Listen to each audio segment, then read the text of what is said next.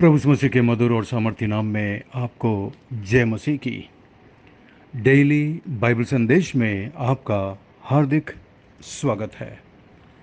आज 12 अप्रैल है और परमेश्वर को धन्यवाद कि उसने हमें फिर से एक नया दिन दिया है, एक नया सवेरा दिया है, ताकि हम अपने जीवन के चाल चलन, सोच विचार और आचरण के द्वारा उस परमेश्वर को महिमा दें जिसने हमें ये ज़िंदगी दी है। आज के मनन के लिए हम यूहन्ना रचित सुसमाचार 6 अध्याय और उसकी 17वीं आयत को पढ़ेंगे। ये एक मशहूर कहानी है। इस कहानी को आपने कई बार पढ़ा होगा। यहाँ पर लिखा है, और वो नाव पर चढ़कर झील के पार कफरनहूम को जाने लगे। चेलों के बारे में बताया जा रहा है कि वे नाव पर चढ़कर झील के पार कफरनहूम को जाने लगे। उस समय अंधेरा हो गया था और यीशु अभी तक उनके पास नहीं आया था। यूहन्ना 6 अध्याय और उसके 17 से 21 में इस कहानी को हम पढ़ते हैं। और नाव पर चढ़कर झील के पास कफरनहूम को जाने लगे और उस समय अंधेरा होने लगा था और यीशु अभी तक उनके पास नहीं आया था। प्रिय विश्वासियों, यीशु के चेले नाव पर चढ़कर कफरनहूम को जा रहे थे। नाव भी ठीक थी। वे नाव चलाने में अनुभवी थे, होशियार थे, क्योंकि बचपन से मछली पकड़ने का उनका पेशा था। मौसम भी साफ था, लेकिन प्रभु यीशु मसीह अभी तक उनके बीच में नहीं आया था। यीशु का उनके बीच में न होना एक ऐसी बात है जिस पर हमें ध्यान देना चाहिए।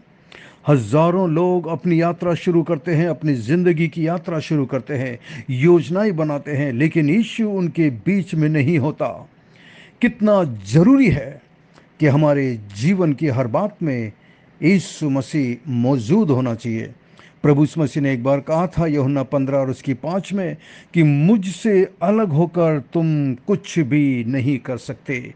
ये विशेषकर हम मसीहों के लिए है, जिन्होंने यीशु मसीह पर विश्वास किया, उसे अपना उद्धारकर्ता स्वीकार किया है। परंतु कई बार हम दुनियादारी बातों में फंसने लगते हैं, उसे छोड़ देते हैं और पीछे की तरफ जाने लगते हैं। और ऐसे में प्रभु यीशु मसीह कहता है, मुझे छोड़कर, मुझसे अलग होकर तुम कभी भी सफल नहीं हो सकते। आज लोगों के जीवन में सब कुछ है, लेकिन आए उन पर, क्योंकि यीशु अभी तक उनकी नाव में नहीं है, उनके जीवन में नहीं है, उनके परिवार में नहीं है, उनके आसपास में नहीं है। क्या आपके वैवाहिक और पारिवारिक जीवन में प्रभु यीशु मसीह है? आपके पारिवारिक जीवन का केंद्र, क्या आपके वैवाहिक जीवन का केंद्र प्रभु यीशु मसीह है? वचन आगे बताता है, और आंधी के कारण झील में लहरें उठने लगी। ये स्वाभाविक है।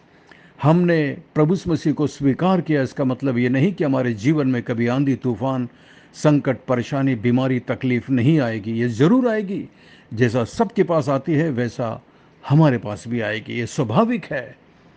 परंतु ऐसी आंधी और तूफान में ही हम या तो दुनिया को बता सकते हैं कि हमारे साथ यीशु है, या फिर हमारे साथ यीशु नहीं है। आगे प्रभु यीशु मसीह जब उनके साथ था, सब कुछ अच्छा था, लेकिन अभी प्रभु यीशु मसीह उनके साथ नहीं है। आंधी के कारण झील में लहरें उठने लगी।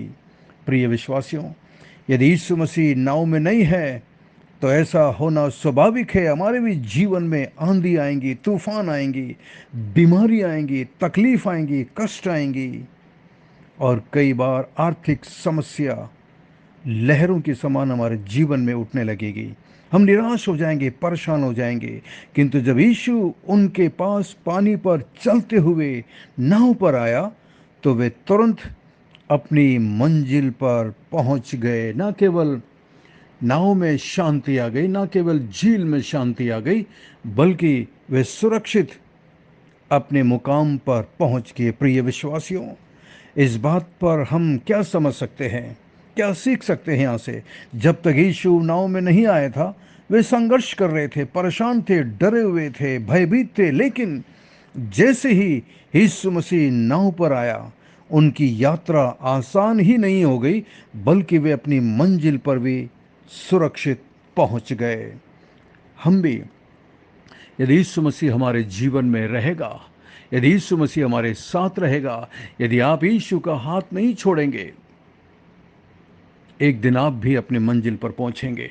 एक दिन आप भी अपने मुकाम पर पहुंचेंगे। बिना यीशु के कोई भी यात्रा कठिन, डरावना और लंबी हो सकती है। माना कि आप यात्रा कर रहे हैं, माना कि उन्हीं चेलों की तरह आपको भी नाव चलाने का अनुभव है, लेकिन सवाल है, आपकी नाव में कौन है? क्या आपकी नाव में प्रभु यीशु मसीह है या नहीं है? जांचिए और परखिए, आपका जीवन यीशु के साथ कैसा है? क्या आप प्रतिदिन प्रार्थना में समय व्यतीत करते हैं? क्या आप प्रतिदिन उसके साथ संगति में समय व्यतीत करते हैं?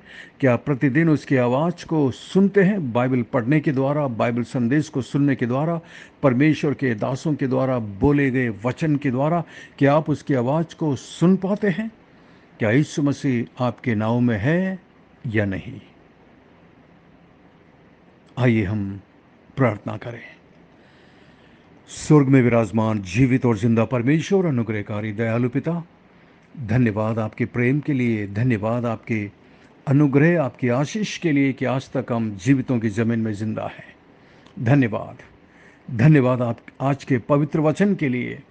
धन्यवाद पवित्र आत्मा, हमारे दिलों से बातचीत करने के लिए हमारी मदद करिए, सहायता करिए प्रभु, ताकि हम अपने जीवन से आपको प्रसन्न कर सकें, आपको खुश कर सकें और आपको हम अपने जीवन में हमेशा अपने करीब रख सकें, ताकि न केवल हमारी यात्रा, ये जीवन यात्रा सुखद हो सके, बल्कि हम अपने मंजिल तक, उस मुकाम तक सुरक्षित पहुंच भी सके।